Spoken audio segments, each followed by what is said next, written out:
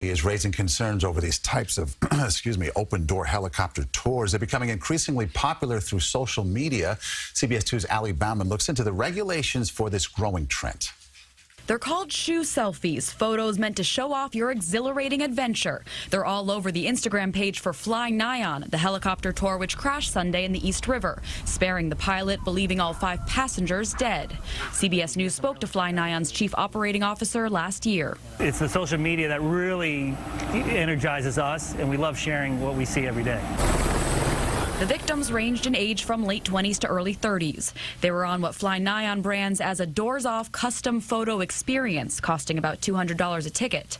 Seasoned photojournalist Eric Adams says he was with the victims for the pre-flight safety training before splitting off to different choppers. Most of the people on the accident helicopter were using smartphones, and where they were sort of excited enthusiasts going out to have a fun day flying around the city at sunset. They weren't trying to get, really super photographs. They were trying to get something cool they can post on social media and have a souvenir. Police say after crashing into the river, the aircraft flooded with water and the victims were trapped by their special safety harnesses for flights with doors removed and drowned. Adams says they were all shown a 10-minute video before takeoff, but even as a professional photographer who has flown in helicopters countless times, he walked away from the safety training still unsure how to get out of the complex harness.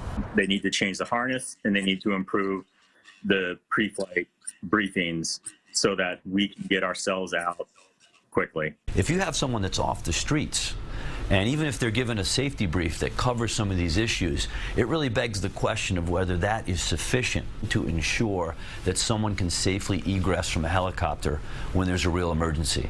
Military pilot turned aviation attorney Brian Alexander says as long as these types of shoe selfies keep trending, the thrill-seeking tour companies need to step up their standards to keep everyone safe in the air and on the ground. To make sure that camera equipment or shoes or anything like that are secure in a way that would prevent them from falling out. For anyone considering these types of risky excursions, the aviation attorney says while it is valuable to research a company's safety record beforehand, accidents are relatively rare, so it's always important to trust your gut. Ali Bauman, CBS 2 News.